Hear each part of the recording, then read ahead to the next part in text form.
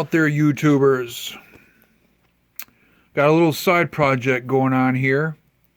So this is the remote for the starter for my remote starter for my pickup truck. And when this is all together, this button you press twice and you can start the truck up.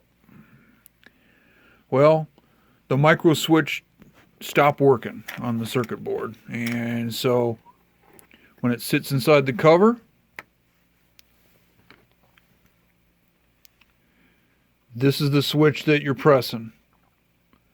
So, and all the rest of these three ones, they all work. They are the panic alarm and open and lock the door or whatever, all that kind of stuff. But I don't even use those because I use my stock one for that. This is the one they gave me when they installed the remote starter system. So this micro switch just ain't working anymore. So I thought, let's take this apart and see if I can check out what the pins do on the back. So I took it out, you flip it over, and these are the pins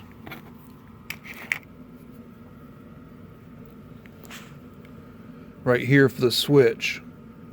Okay, these four right here. So the idea was to take a thin piece of wire like this and start testing out the connections, see what works, see what doesn't. And so I touch these two together, the little light comes on. I touch these two together, the little light comes on. So I went out to the pickup truck and went 1 and then 2, and it started up. And I shut it back off, went over to this one, same thing.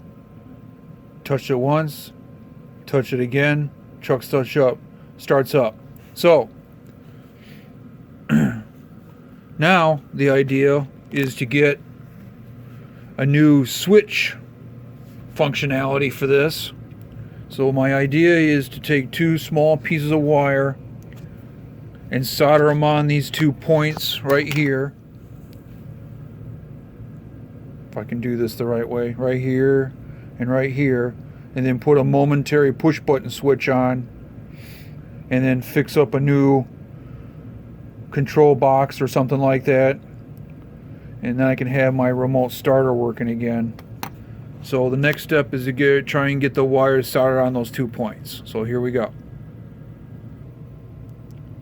Okay, so we got them soldered on, as you can see right here.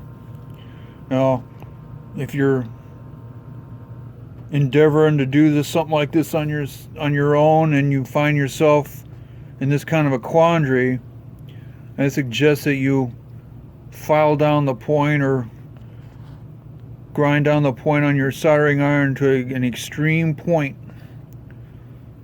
And when you go to do this, just touch it there for a second is all it took to get those solder points on there. So now we're going to touch the wires together and see if the little light comes on. So, come on. There we go. Okay. I think we're in business. So now the next part is going to be to go to the auto parts store and get a momentary push button switch of some sort and put this into a new package, as it were. That's it for now. Okay, we're up to the next step here.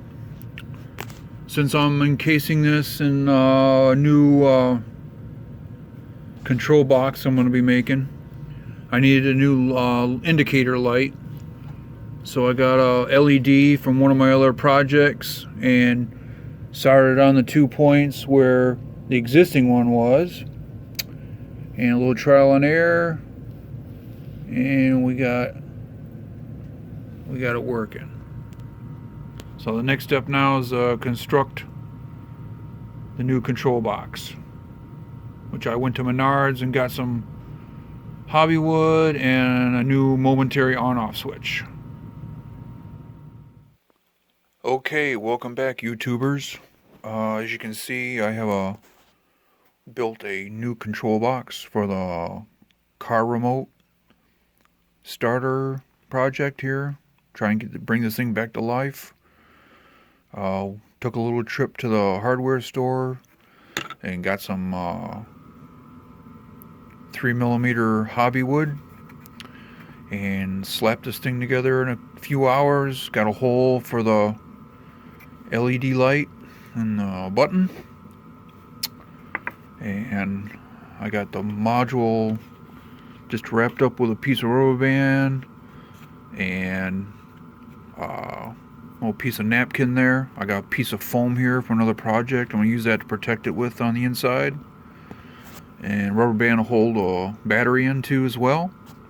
So what I got to do now is put this on the inside and take it out and test it.